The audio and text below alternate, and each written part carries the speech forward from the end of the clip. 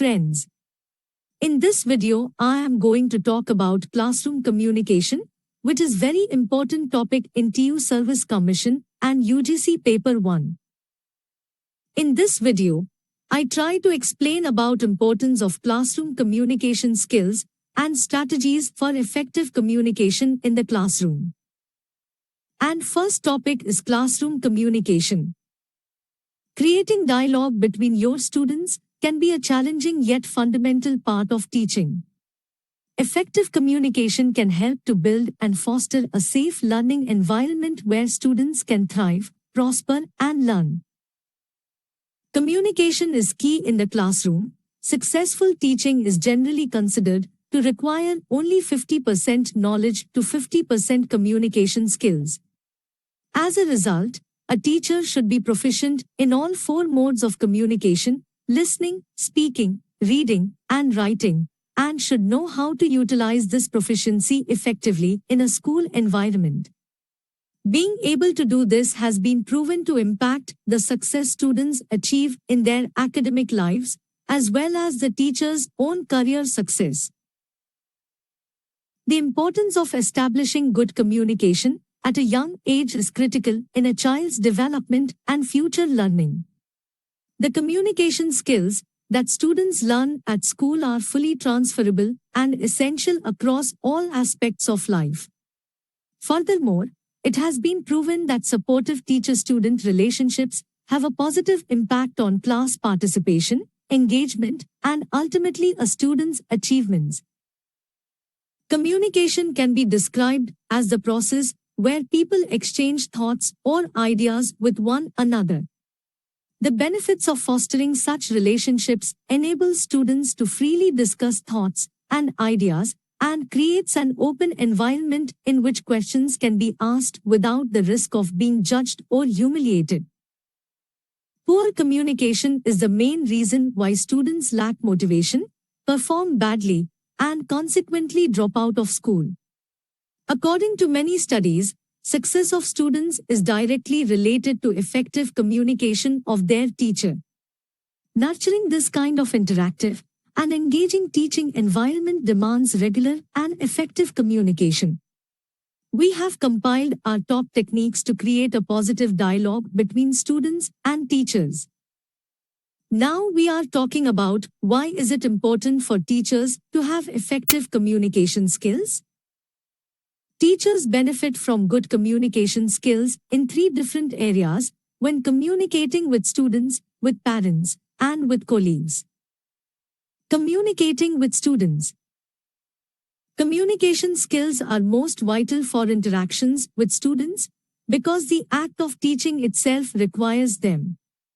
In your role, you are responsible for comprehending and breaking down complex information, conveying this information clearly to your students, both verbally and in written resources, presenting in a manner that sustains their attention, and listening to and resolving their questions or problems.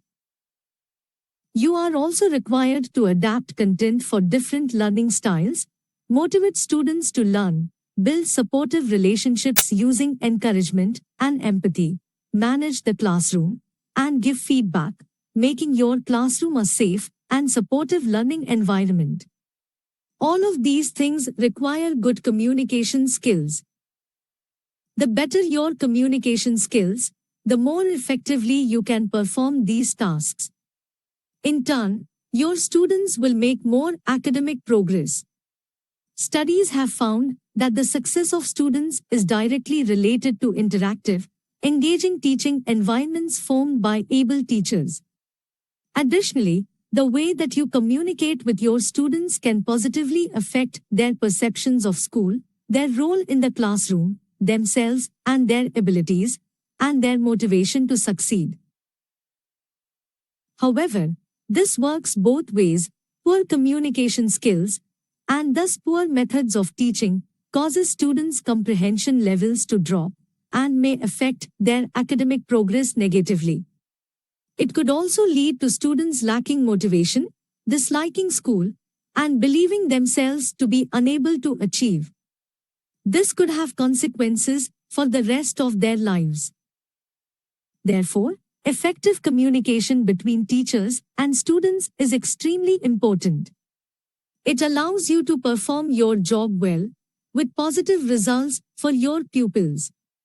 An added benefit is that your class can use you as a model for improving their own communication skills, which are critical for their development and future learning. Communicating with parents. As a teacher, you will also need to communicate effectively with parents.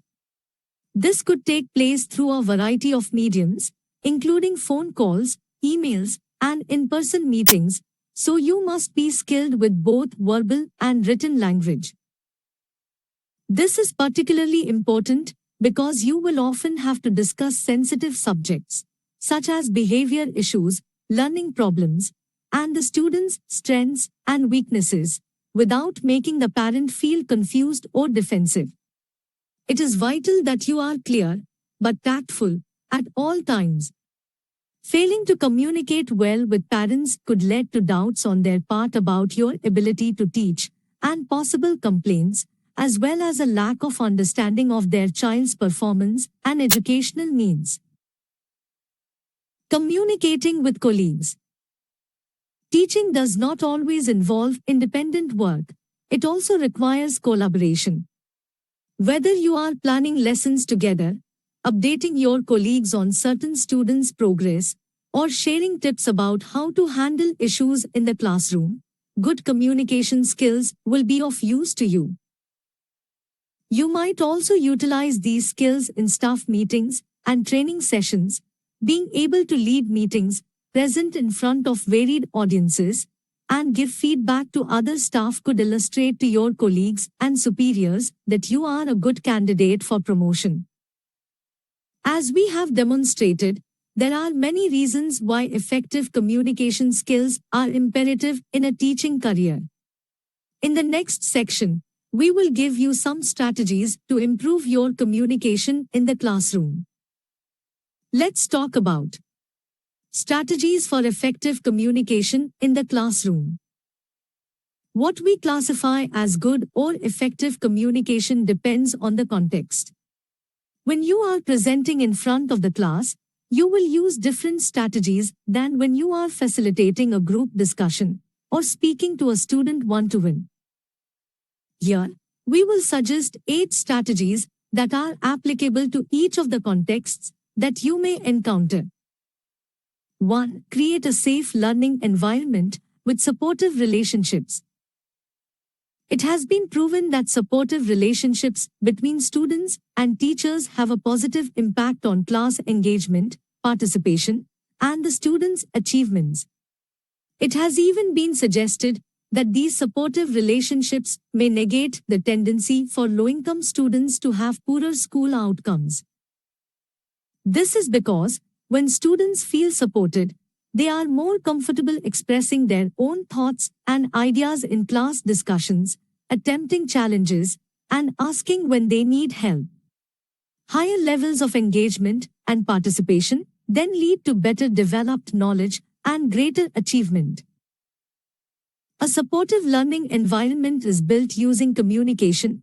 You should get to know your students well and show them that they are safe from judgment or humiliation in your classroom. It is a good idea to learn students' names early in the year and use them often. Have an open door policy for students to come and talk to you about any issues, and be empathic and caring when you interact with them at all times. Don't tell them off for not understanding, and don't ridicule their thoughts and ideas. Additionally, you should recognize that some students don't feel comfortable talking in front of the class. If you do ask them to participate, you could use scaffolding, such as sentence starters, to make them feel safer doing so. However, forced participation is usually unnecessary.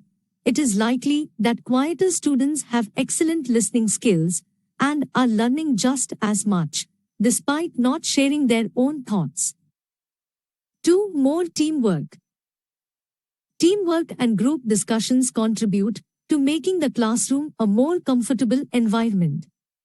By working in small groups, students are able to share their ideas more easily and improve their own communication skills. These activities also give them a good opportunity to ask you questions and get feedback on their work, leading to effective communication between you, better understanding of the lesson, and academic benefits. You could also try to improve your communication skills through teamwork with your colleagues. Planning more lessons together, sharing ideas, and problem solving together will develop the way that you interact. 3. Body language. Communication is not only verbal, but also non-verbal.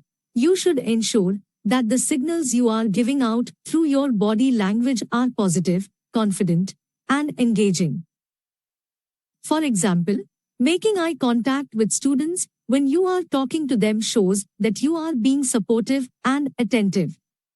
Making eye contact is also important when you are presenting to the whole class. It motivates everyone to pay attention, which helps them to learn, as well as making them feel involved.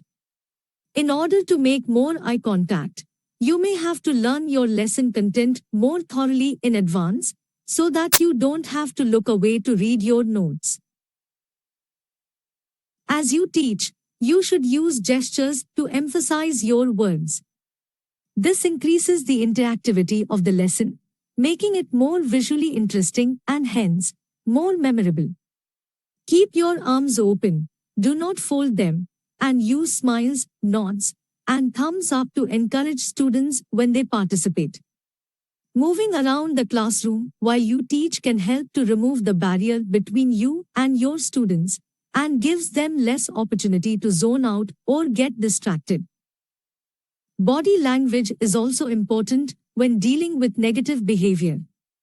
To avoid being confrontational, ensure that you don't stand directly above or in front of a student, point, or invade their personal space. It may be effective to get down to their level and talk quietly about their behavior, or speak to them outside the classroom to avoid drawing too much attention. Remember that students' behavior is also a form of communication, and think about what it is telling you. 4. Active listening. The listening component of communication should not be overlooked. Over 60% of all misunderstandings result from poor listening. Practicing good listening in the classroom can benefit you in two ways. Firstly, you will be a model for your students, who will improve their own listening skills and thus retain lessons better. Secondly, by using active listening, you can correct misunderstandings and extend learning, resulting in a better education for your students. Active listening involves listening carefully to what your students say, checking that you have understood them correctly, for example, repeating back to them what you think they have said, building on their ideas, and challenging or questioning them. It is the best approach to use to foster understanding in the classroom and is an excellent example of effective communication. 5. Feedback. Feedback is also an important component of communication in the classroom. There have been many studies focusing on feedback in recent years. It has been shown that positive feedback, that is praise, builds students' confidence, making them more likely to believe that they can succeed, and helps to create a supportive environment and increase academic success. You can also use positive feedback to modify students' behavior. For example, praising a student for having their hand up is likely to cause the students around them to stop shouting out and copy this behavior in order to be praised themselves. However, positive feedback can be detrimental to learning if it is used without being deserved or too frequently. Phrases such as good job or beautiful may not motivate students because they do not understand what they are specifically being praised for, while overpraising can cause children to lack interest in situations where they are not being praised. As a result, you should give specific, deserved positive feedback, use the student's name, explicitly state what they are doing right, and thank them enthusiastically. Negative feedback is used more often in the classroom than positive feedback, and many researchers have argued that this should not be the case. While negative feedback can help students to improve, for example, by changing their behavior or trying harder at a task, it does also contribute to conflictual relationships with students. It has also been suggested that it can cause lower levels of academic success. These disadvantages are compounded by the fact that the negative feedback is not always successful. Students tend to continue the behavior despite negative feedback around 20% of the time, and it tends to decrease students' motivation and interest in a task. Other consequences include decreased self-worth, which impacts children's academic success. As such, you should ensure that you use negative feedback only sparingly. For general classroom management, using positive feedback to illustrate the behavior that you want to see is much more effective. In situations where you do have to use negative feedback, you should explicitly address the behavior you want to stop. Give an explanation why, for example, don't do that. I don't think it is safe. Allow the student to think about morality. For example, are you doing the right thing? Or use a simple form of no, for example, no, mm. These techniques increase the effectiveness of negative feedback and decrease any detrimental impact that it might have. Finally, you should give students the opportunity to give you feedback on your lessons or teaching styles. This shows that you value their opinion, increases communication between you, and helps you to improve your teaching and their learning. 6. Sense of humor. The use of humor in the classroom has been found to increase learning, self-motivation, and positive relationships between students and teachers. It allows you to establish a rapport with your class and keep them interested in the lesson. For example, you might tell jokes or funny anecdotes, give light-hearted personal examples, or laugh at students' own jokes. However, you should ensure that you don't use negative humor, where you demean or embarrass students, or humor that is either irrelevant to the lesson, disturbing, violent, sexual, or forced. Only continue to use humor that has received a positive response from the class, such as laughing. 7. Technical skills. Using up-to-date teaching aids such as computers, videos, and online resources is another way to keep students engaged and reinforce their understanding. It can also increase the effectiveness of your communication with students with different learning styles, who may benefit more from online resources than more old-fashioned ones. Try to work some of these aids into your lessons on a regular basis.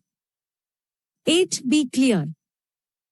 Good communication and good teaching is about understanding and being understood. For this reason, you should always be clear and unambiguous and adapt your words to your audience. Think about this while writing lesson plans. Ensure that you break complex ideas down into simple, logical parts for your audience to understand, but also why you interact with the children after presenting the lesson.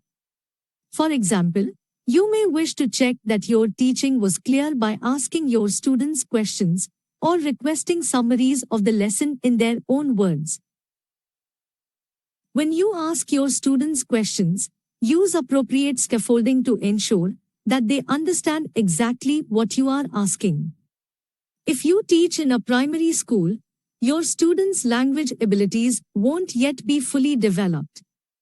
Closed questions, eliciting yes-no responses, forced alternatives, such as is he angry or happy, and sentence starters, for example, a noun is, are most effective for communicating with younger children.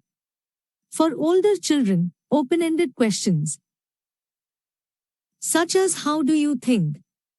Or tell me about, allow them to extend their thinking and develop their problem-solving skills. At last, the importance of effective communication in the classroom should not be underestimated. It can have an impact on your students' academic progress, feelings of self-worth, perceptions of school, and your own career.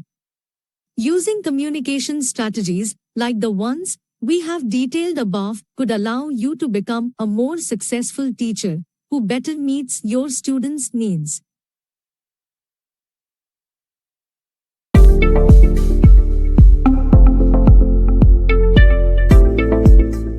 Thanks for watching the video.